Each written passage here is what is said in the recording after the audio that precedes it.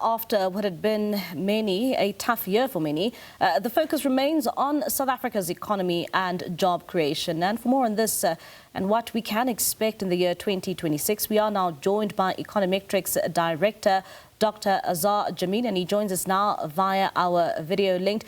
Dr Azar, thank you so much for your time this evening here in SABC News. I mean, let's start off here. When you look at, 2025 and going into now 2026, what are your expectations, particularly when it comes to the state of the economy? Things were looking rather bleak a few months ago. We had quite negative and very weak GDP growth figures, and there was a sense of people losing some hope following the optimism that had prevailed in the wake of the formation of the Government of National Unity. However, in the last few months specifically, there seems to have been a turnaround in sentiment, and there's been a marked improvement. There have been a number of factors that sparked this.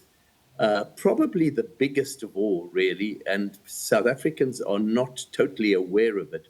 There has been a dramatic increase in the prices of our key mineral exports, especially precious metals, not only gold, which has risen some 65% this year, but platinum, which has gone up 140%, and palladium 120%, and rhodium close to 100%.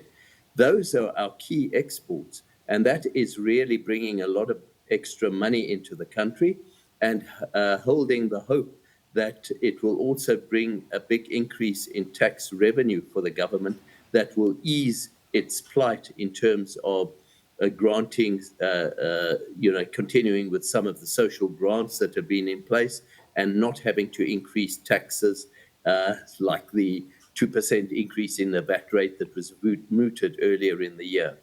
Over and above that, what has happened is because of this gradual improvement in confidence and the government's steadfastness in maintaining a reasonably tight ship on its expenditure, we have seen money coming into our bond market, and the rand has gained a lot of ground. That in turn has facilitated a decline in inflation to little over 3% now for most of this year, and that in turn has paved the way for lower interest rates, and it now looks as if those interest rates could decline still further, given the continuing appreciation in the rand, today to below 16.5 rand to the dollar, its best level in 3 years.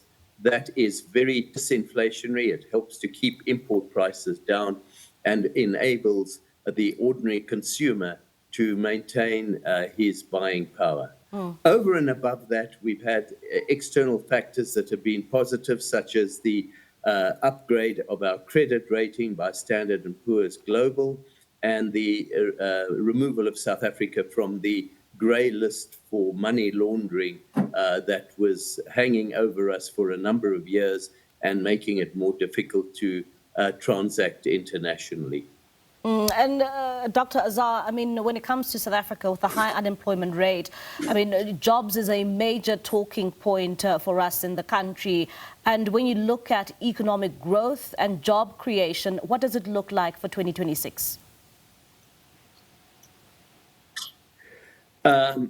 I would like to say a little better than 2025, but I would not want to exaggerate the benefit that is going to come. Much depends on the success or otherwise that the government will have in embarking upon major infrastructural investment programs that it has been mooting for a number of years and that have failed to materialize.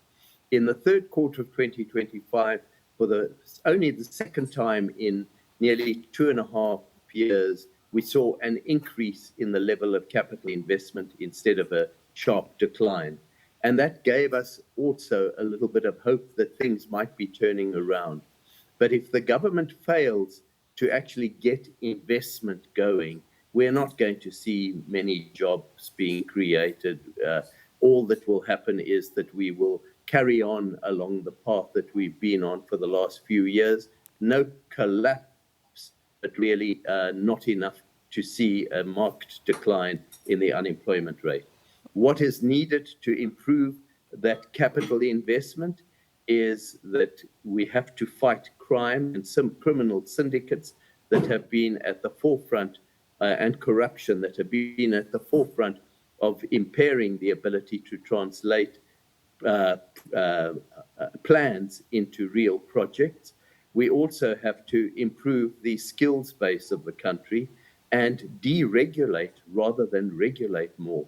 And we need to involve the private sector more and more into the economy. There have been signs that the government has been doing so, and that has helped alleviate the electricity supply crisis. And more recently, we see some improvement in rail and transport and the efficiency of our port network, but far more needs to be done in those regards. We have to also make sure that we don't run out of water facilities. Those are all significant challenges. Also, we need to start trying to promote more small business activity rather than relying on all the giants of government and big business and powerful trade unions to keep running the economy. And for that to happen, we need more deregulation to remove the blockages that exist and the time that small businesses have to spend in meeting government regulations. And Dr. Azar, you know, when you look at your outlook and your forecast, particularly when it comes to trade in the country, what does it look like? Particularly just after the US imposed that 30% tariffs on South African goods. I mean, just last year, the president saying that the South African market should start diversifying and looking into other markets. So when it comes to trade, what are your predictions? I think South Africa is beginning to diversify its trade relations. And I believe that the whole spat on trade with the United States has been overblown in terms of its importance. It is hurting certain specific industries, such as the motor industry, and to a lesser extent, the wine and macadamia nuts industries. But, you know, in relation to the bonanza that we are currently experiencing in terms of the boom in our precious metals prices, the problems that we're having in terms of trade with the United States actually pale into insignificance. We really have a major chance in the year ahead to capitalize on this windfall that is being provided for us. And a lot of the factors that are driving this windfall of higher precious metals prices don't seem to be reversing at all. In fact, it's the very American government that is making life difficult for South Africa's trade in other areas that is indirectly resulting in a boom in our precious metals prices. People are very scared that this upheaval in geopolitical tensions around the world and the deliberate attempt by the Trump administration to reduce American interest rates, that is all helping to drive the gold price and other precious metals prices higher, which is to our advantage.